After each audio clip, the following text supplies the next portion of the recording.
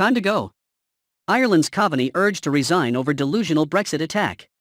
Simon Coveney, Ireland's foreign minister, has been urged to resign over his delusional defence of the controversial Northern Ireland Protocol. And David Campbell, chairman of the Loyalist Communities Council, LLC, has accused both Mr Coveney and former Taoiseach Leo Varadkar of blatantly ignoring the views of the majority of people in Northern Ireland.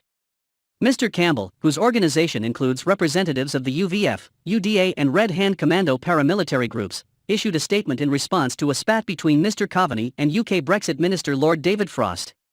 Specifically, Mr Coveney disputed Lord Frost's claim that EU inflexibility was to blame for the impasse over the protocol, which is intended to prevent a hard border on the island of Ireland, but which critics, especially within the unionist community, claim has instead resulted in a border down the Irish Sea. Mr Campbell accused Fine Gael Deputy Leader Mr Coveney of mounting a delusional defence of the Northern Ireland Protocol. In a statement issued yesterday he said, Simon Coveney claims that the European Commission has consistently proposed new solutions. What are these new solutions? Can we see them please? And do they repair the grave breaches of the Belfast Agreement that the Northern Ireland Protocol has caused?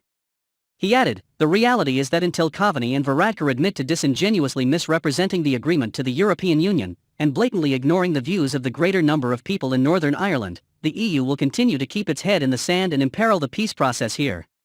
The Irish government has a clear choice: the agreement or the protocol. The two are not consistent, and the least Simon Coveney can do is apologise for his misrepresentations and resign. Separately, Brussels has been warned its desperate attempt to snatch financial services from London will backfire and increase the risk to financial stability. According to the London Stock Exchange Group, LSE, forcing firms out of the capital in the euro derivative market could hurt business and spark a rise in costs for customers. In a report, the LSE insisted EU firms would have a competitive disadvantage to their international rivals if Brussels continues to pressure companies. The group said in a statement, restricting access to the EU economy and the euro would place EU firms in competitive disadvantage against their peers, and would also increase risk to financial stability both in the EU and more widely.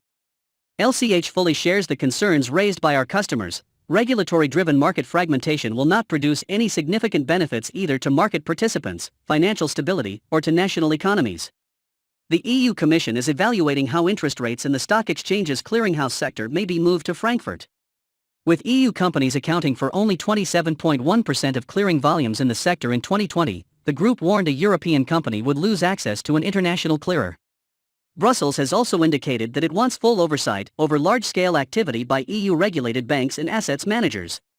Since Brexit, the EU has refused to grant financial equivalence to firms based in London.